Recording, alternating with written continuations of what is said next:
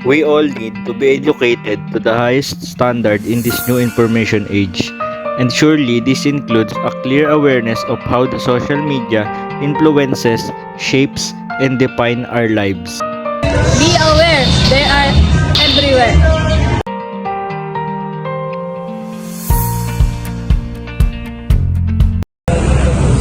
Hello? Uy, si Edsel ito, di ba? Yung pogi niya, oh. Sa kabaliktaran. Gagi. Nangyari dito. Tingnan yung mga comment. Comment. Wait lang.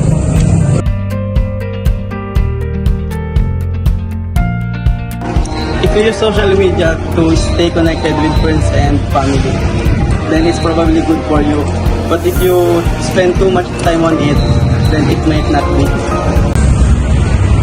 Uy, pre, tagal na yung crush mo, nagla-live. So ngayon may bago po tayong product. Hindi mag-comment ka dun. This one po Galing siya na magagamit.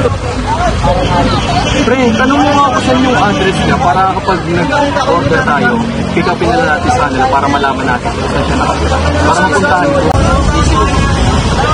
It is important to raise social media awareness among individuals in order to promote positive and safe online interaction, educate on digital privacy precautions, and encourage critical thinking when consuming information on various platforms.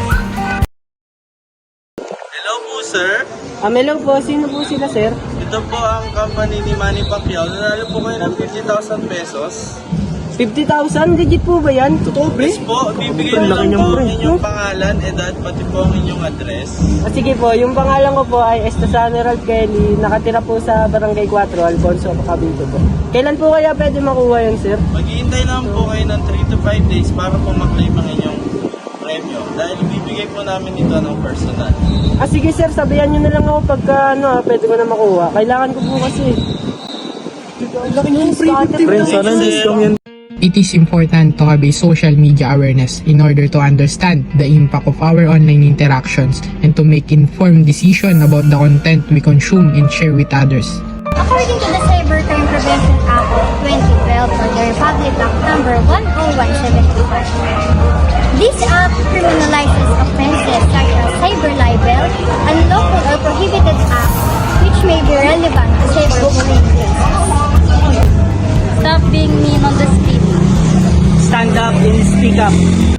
You are responsible for everything you post, and everything you post will be a reflection of you. So think before you click and be a responsible one. Think before you share. Think before you click.